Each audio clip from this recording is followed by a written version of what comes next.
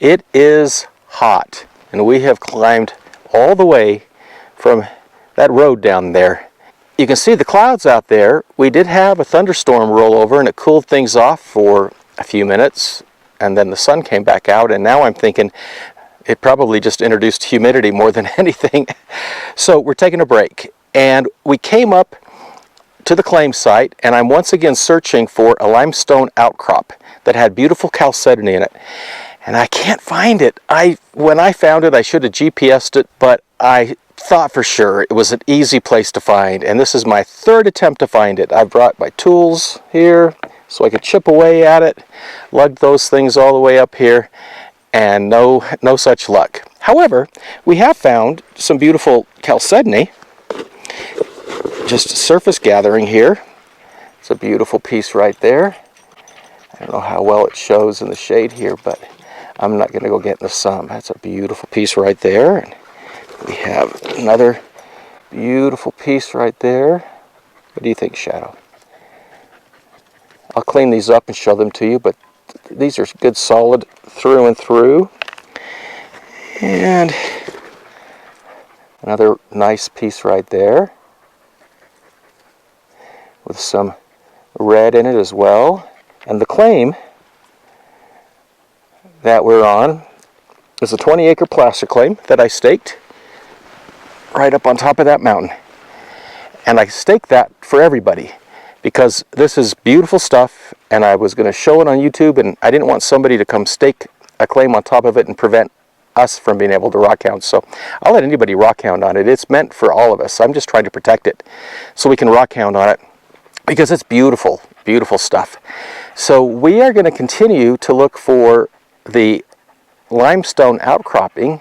I did take a couple of pictures of it. I didn't take a picture. Usually I'll GPS and take a picture on the cell phone showing the GPS, and then it's saved in my photos, and I can always pull it up and find it again. That's what I forgot to do, and that was really dumb of me. But I will show you a couple of pictures of the limestone and why I'm interested in it, and the beautiful chalcedony that's in it. And maybe we'll find it. If not, well, we're going to find some other stuff. We're going to keep hiking this time. And now, it's somewhere below me. I've searched, and I'm not going to go back down right now. We're going to continue up this side of the mountain and on back around to the back side, which I have yet to explore, and just see what we find. I'm finding some good sizable pieces right along the road here. Well, road, if you can call it a road. It once was, I think, kinda. Let's see if I can find some more and show you.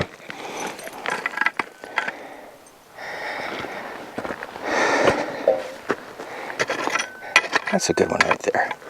There we go. That's a beautiful piece right there. Look at that. Looks a little petroidal there on the bottom inside there. Look, you've got the bluish colors, the reddish colors, the greens in there. This thing is just spectacular. That is a beautiful, beautiful piece of chalcedony that formed within the volcanic rock, most of which is rhyolite around here. And we're going to make our way around the downside and the back of this thing just on our own, without a trail. Let's go the way Shadow's going. Shadow has a way of finding the easy way down things. These trees to me are an absolute work of art. Incredible. They're as much fun to look at sometimes as the rocks I find. Just really, really gnarly and tough.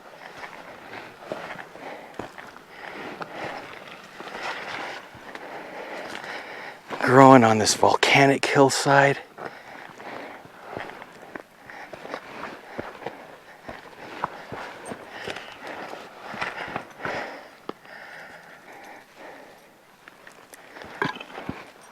And look right there.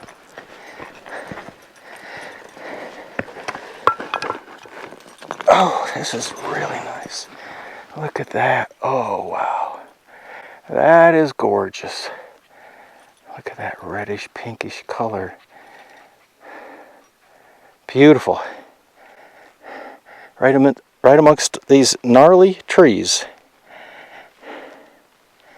Take a look at this big, beautiful piece now. I don't know if it's very thick or not, but it sure is colorful.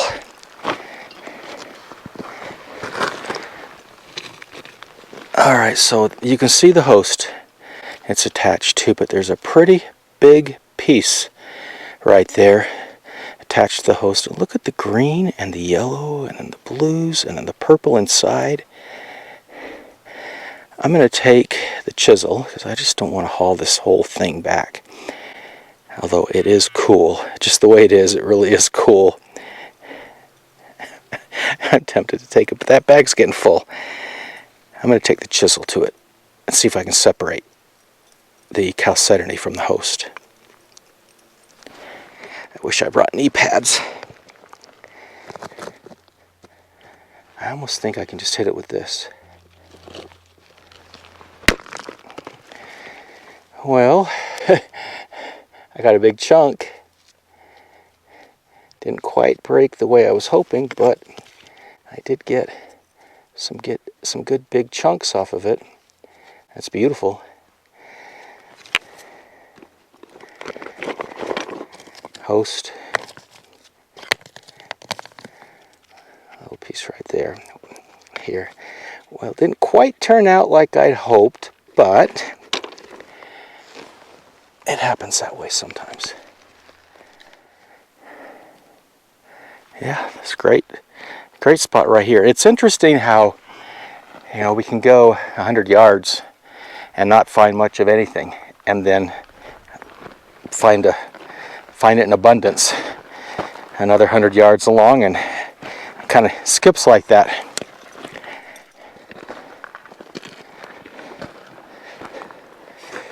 Just laying on the top. Solid piece of seam agate right there. That is gorgeous. Spectacular. All right. Ooh, ooh. What is that right there? As I stumbled down the mountain. Oh, that is beautiful too. Beautiful. That's a solid piece. A little bit of host right there is all. Look at that. Wow. Oh, that is so beautiful. That's how this stuff is formed. Right there. Let me chip away at that for a minute. You see that right there? That's how this is formed. And that's volcanic rock coming out of the side of the mountain. That's not tumbled down. That's part of the mountain. I'm just going to chip away at that for a minute. All right. That's what I chipped out of it. Right there. Pretty much, I believe, a solid piece. I just need to clean it up, but that's how it's formed. Right in the seams and crevices and cracks of this volcanic rock. Geothermal activity brings with it silica, and it layers it throughout these cracks and crevices. Heat and pressure from the earth, when it's deeper under the earth, causes it to harden, and if it continued under heat and pressure, it would more fully crystallize, and we would have quartz crystals instead of microcrystalline quartz, which chalcedony is silica, and as is quartz. It's the same thing, only chalcedony is microcrystalline. So a lot of this purple stuff that we're finding looks a lot like an amethyst. If it were under heat and pressure further, it would crystallize, and I'm theorizing that it would become an amethyst. I'm pretty sure it would. Interested in your thoughts. I'm just an amateur. Took a geology course in college, loved it, studied it ever since, but I'm an amateur, so any thoughts that you might have, please add. We can learn together. A minute. So the goal was to get to that, walk down that all the way to that mountain over there, and then cut over. And if my bearings have me straight, it should have us back close to the vehicle, I hope. Whew! I made it down, and I'm really glad I did. And I've got a lot of stuff. I got my sack in the back here, pretty much full. This is how I carry it when it gets full. And I'm filling up that. But look what's washed down here. There's all kinds of interesting stuff down here. I mean, look at this right here.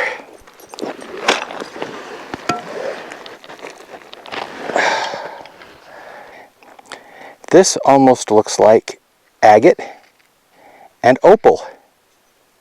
Could be a calcite. I've got to test it.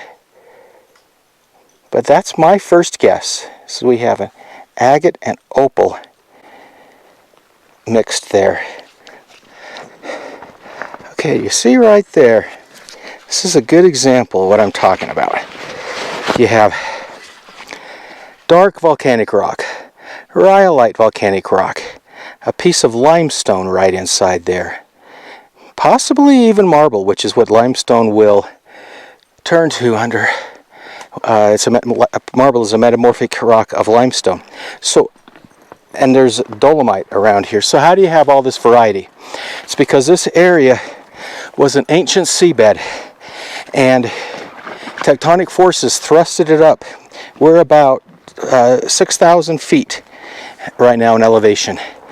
And then following that came volcanic activity, different episodes, and so you have different timing of volcanic activity. And following the volcanic activity came geothermal activity, filling in the cracks and crevices with water and silica. And the silica forms the Chalcedony. Now, I'm also wondering if we got something going on, in the limestone. Like I said, I was coming up here initially today to find a limestone outcropping that I had found earlier on the other side of the mountain with Chalcedony in it. So Chalcedony can form in limestone too. So I think we have a lot of different things going on here, all of which create this tremendous variety. And then we got the green stuff going on. But look at that, that's a bone. And yes, we have those too. Which, speaking of bones, Shadow, where are you, buddy? Gotta keep an eye on him. He's just 50 feet away. There he is. Don't want to lose you, buddy. Whew. This is just so cool. All of it is just so cool. Get that on my back.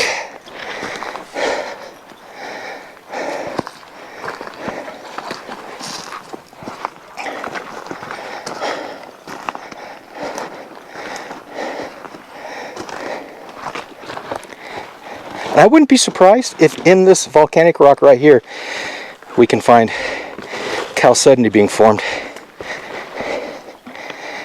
And a little water from the rain. I should call Shadow. Shadow, come here, boy. Let's grab it while we can. That's clean water right there. Right from a rainstorm. Shadow, come. Come here. Come here, boy. Drink some water right there. There you go, good boy. You don't want any more? I'm not worried about that water. It rained just a couple hours ago. That is not old sitting. This is hot desert. That has not been sitting there for days and days.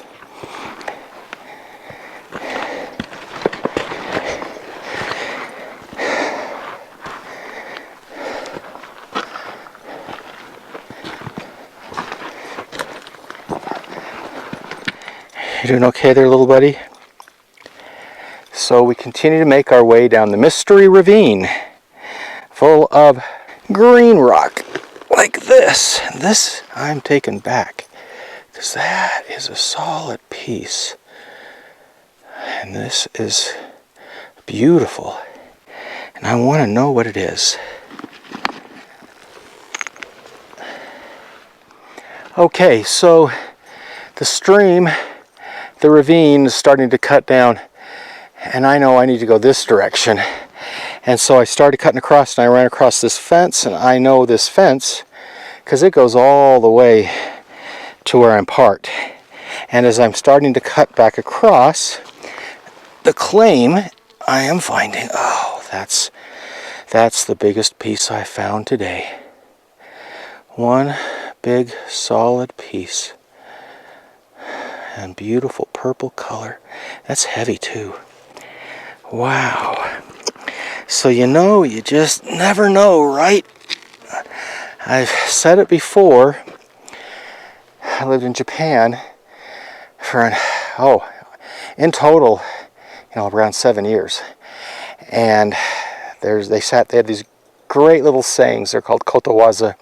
And the one I like the most that's applicable to what we do is the wandering dog finds the bone.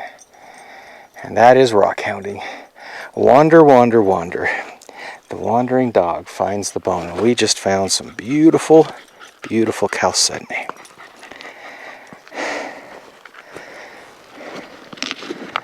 All right, onward we go.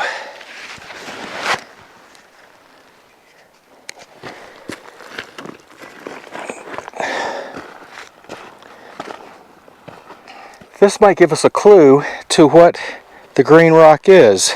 So this is volcanic rock. This is a volcanic outcropping right here. And that is green. And that's part of the volcanic rock. So it looks to me like this was all formed, as part of the volcanic activity. I mean, it looks like a vein right here. So when I go back to research, this might help me to figure out what it is. This green rock. Ooh, and look at that. Wow, now look at that. That beautiful piece of chalcedony mixed in with the green. Oh my. All right, any of you professional geologists out there, please, please, please help me. That is a beautiful piece of purple chalcedony attached to green rock, and the green rock is part of this volcanic rock here. Help me out. Somebody, please, it's driving me crazy. Is that not cool, though? I mean, that is so cool. This came probably, if I dug around, I'd probably find the vein of this somewhere around here. All right, I got to keep going. I'm losing daylight.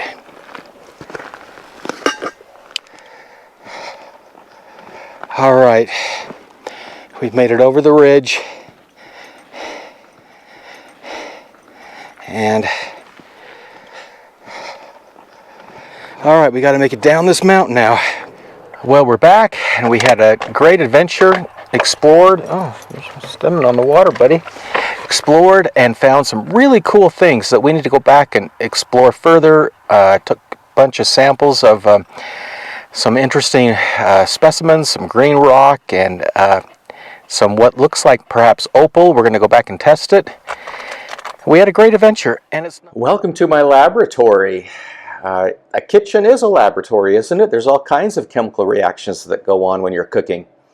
So we're going to be testing these rocks that we brought up from the claim site and the surrounding mountains, try to figure out what they are.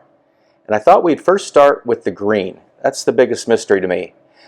But we can test right away with hydrochloric acid to determine if it reacts. And if it does, well, then we know we're in a carbonate family. If it doesn't, we're in a silica family. We got to go in a different direction. So I have a big piece of the green rock that we picked up from the bottom of the ravine, the mystery ravine. I also have some pieces that I picked up from the big lava flow, where it was literally basalt and This is that beautiful thumb-like piece of chalcedony coming off of a piece of that very greenish basalt. We also see it often on the surfaces of the sea maggot that we find in abundance, and it can be in different colors. So I'm not sure if they're all related or not, but let's start with this big piece right here, and let's put a drop of hydrochloric acid on it. If any of you watched Breaking Bad, you know that hydrochloric acid can be used for lots of things. We only use it for testing rocks here. Okay, I can see that this is not reacting at all. There's no reaction. This is not a carbonate. Let's see about this piece here. Drop right there. Also, no reaction whatsoever. And I can see green, beautiful dark green crystals, small crystals in this as well. We can rule this out. It is not a carbonate. It is not in the. It's not a copper carbonate. So it's silica, a silica-based rock, and my mind now goes to olivine. It's a silicate base rich with magnesium and iron. So the next thing we can do then is do a streak test. Olivine will scratch clear. You shouldn't get really anything off of this, and I'm not on that piece. Nothing here either. These are scratching clear, making me more and more leaning towards olivine. Olivine is rich in iron and magnesium and is attracted to a magnet. Do not be confused with magnetique. A lodestone is a magnet. A piece of olivine is not a magnet, but it will be attracted to a magnet, and this is a rare earth magnet. So let's just see. We should be able to pull it around. Oh, and look at that. This reacts to a magnet. We can pull it around. See, I'm not touching it. I'm just pulling it around using the magnetic field. Let's test it for hardness, and usually olivine is around a 6.5. So we'll start with a 6. So a 6 scratched it. So it's a little softer than a 6, which is where I'm thinking, you know, this is a little bit confusing for me. I'm going to throw that out to you. I believe this is an olivine of some sort. We also, now, let's look at the piece that came from the lava flow. Let's start with a 6. See, this also scratched with a 6. And let's start with a 5, go up to a 5. I think it's somewhere between a 5 and a 6. Now can you see, I can see these beautiful green crystals from a light colored green to very dark. I don't know if this will show up or not, but there are crystals in here, which could be, they call that peridot. Magnetic test. I'd like to see if this piece reacts to a magnet. So let's wrap it up and dangle it from the little towel rack there, my sophisticated laboratory in the kitchen. But you know what? It works. So take the rare earth magnet. Oh, that's very attractive. Look at that. So wow. So very olivine, I think. Lots of iron, magnesium in there. All right, so I'm going with olivine. Now the hardness has me a little mystified, but I'm going with olivine, and I think one of you might be able to add something to the mystery as to maybe why it's a little softer than typical, and I think it's just because it's mixed in with other things. Okay, what about this thing? Oh boy, does it effervesce. I mean, I don't know if you can see that right there or not, but that is sizzling like crazy. Every part of it effervesces. So this is a calcite-based, most likely limestone, the whole thing, with just different colors. Now, I think there's some opalization going on here as well, and I'll tell you why I think that is the case. I think that this surface that we see a lot on these rocks that are kind of yellowish, greenish, you see it a lot on, on the sides. It's a very thin layer, sides of the beautiful Chalcedony. Well, it fluoresces. I have taken this into the dark room and shined an ultraviolet low frequency light on it, and it fluoresces. I think that we have some opalization, which is also silica based, a little bit softer and a little bit higher water content, opal is, than agate or chalcedony. And I think it might have some olivine mixed in with it, which is giving it the green. So that's the thing about rock identification. It's often a combination of several things going on, almost always. And it's hard. It's truly hard to nail down rocks sometimes. So I'm going to throw that out as an amateur rockhound. I think we've got calcite-based limestone and marble. I think we've got silica-based chalcedony and silica-based olivine that's rich with magnesium and iron, and silica-based opal. All of them tend to often form in volcanic regions. Not the only way, but especially olivine. Olivine is known to go hand in hand with basalt, and we just saw it up on that mountain. Literally green olivine lava rock. So really interesting. We had a lot of fun. I hope that you learned a little. I did. And if you have any comments, and if you think I made any errors, I want to learn. And I'm not a professional, so please leave your comments and we can all learn together. Thanks for coming along with us, and we hope you join us on future adventures of Shadow.